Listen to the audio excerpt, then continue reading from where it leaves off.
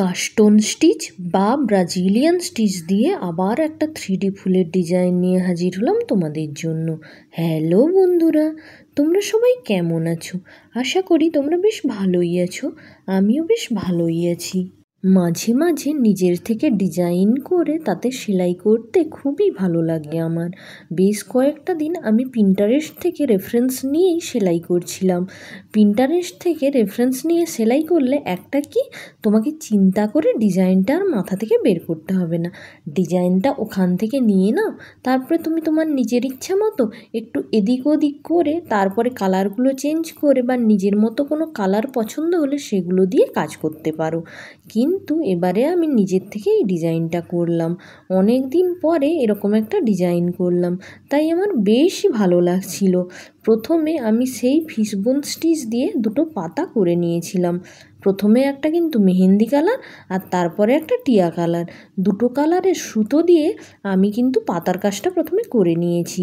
তারপরে পাতার আরেক পাশে একটা ডাল দিয়ে আমি কিন্তু এই লেজি ডেজি স্টিচ দিয়ে দেখো ছোট ছোট আমি কলি করে নিচ্ছি। প্রথমেই আমি স্টিম স্টিচ দিয়ে কিন্তু এই ডালগুলো করে নিয়েছিলাম, পাতার ওপরের একটা ছোট্ট ডাল আর সাইডের ডালগুলো। যেহেতু সবগুলো সেলাই দেখালে ভিডিওটা অনেক বড় হয়ে যায়, তাই আমি স্টিম স্টিচটা এখানে স্কিপ করে দিয়েছি।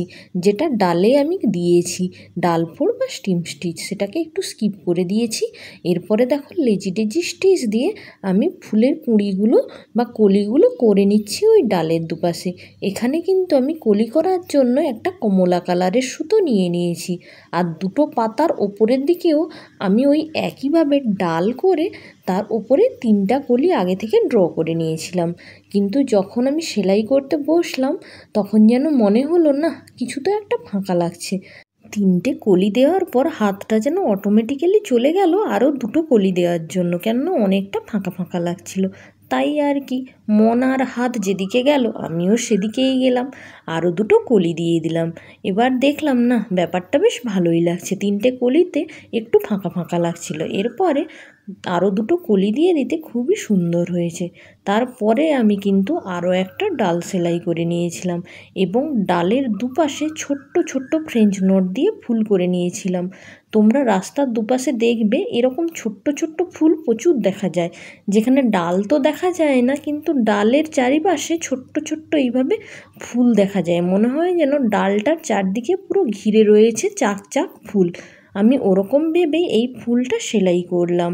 আর দেখো আমার মেয়ে কিন্তু আমার শ্যুট করার মাঝেই চলে এসেছিল। কি আর করব বলো, ছোট বাচ্চা তো, মাকে ছাড়া থাকতেই পারে না। আর ঘুম থেকে উঠেই ও সটান একদম হাজির হয়েছে আমার রেকর্ডিং করার জায়গায়। তা আর কি করা যাবে বলো, মেয়েকে পাশে বসিয়ে একটু বকাবকি করেই বাকি শ্যুটটা আমি করলাম। এরপরে মাঝখানে যে বড় ফুলটা আগে থেকে ড্র করে নিয়েছিলাম, ওর মাঝখানের পরাগরেণু হিসেবে আমি একটা হলুদ কালারের সুতো নিয়ে নিয়েছিলাম। আর হলুদ কালারের সুতোটা পরাগরেণু হিসেবে দেওয়াতে খুবই কিন্তু সুন্দর লাগছিল, কেননা যেহেতু আমি ফুলটা গোলাপি কালারের সুতো দিয়ে করেছিলাম। এই গোলাপি আর হলুদ কালারের জুড়িটা এতটাই সুন্দর, যাকে বলে একদম পারফেক্ট জড়ি। আমাদের ভাষায় আমরা বলি না, পারফেক্ট জড়ি, মেড ফর ইচ আদার যাকে বলে, একদম ঠিক ওই রকমভাবে হলুদ আর গোলাপি কালারটা যেন মেড ফর ইচ আদার। দেখতে এতটাই সুন্দর লাগে। আর আমি অনেক সময়ে এই কালার দুটোর কম্বিনেশান রেখে ফ্লাওয়ার করার চেষ্টা করি, যাতে কাজটা অনেক বেশি অ্যাট্রাকটিভ আর দেখতে সুন্দর হয়। আসলে কোনো কাজ করলে তো সেটা যাতে অ্যাট্রাকটিভ আর চোখে লাগার মতো হয়, সেটা ভেবেই তো আমাদেরকে কাজ করতে হয় না। না হলে অনেক কালার থাকে যেগুলো এমনি খালি চোখে কাজ করলে দেখতে ভালো লাগে, কিন্তু শ্যুট করার সময় এতটা ভালো লাগে না। তাই ওই রকম ভাবনা চিন্তা করেই কালার কম্বিনেশানটা সিলেক্ট করতে হয়। কেননা শুধু কাজ করলে তো হবে না, সেই কাজটা যাতে মানুষের চোখে ভালো লাগে, তার চোখে ধরে, মনে ধরে, সেটা ভেবেই কিন্তু কাজটা করতে হবে। আর একটা কারণও ছিল যার জন্য কিন্তু আমি এই গোলাপি আর হলুদ কম্বিনেশানটা সিলেক্ট করেছিলাম।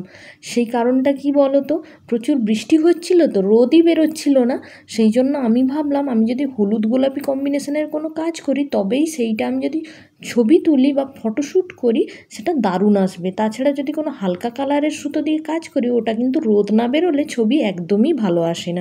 আমার কাছে তো লাইট প্রচুর নেই যে সূর্যের আলো না বেরোলেও আমি ছবি তুলতে পারবো। তাই এই ব্যবস্থা।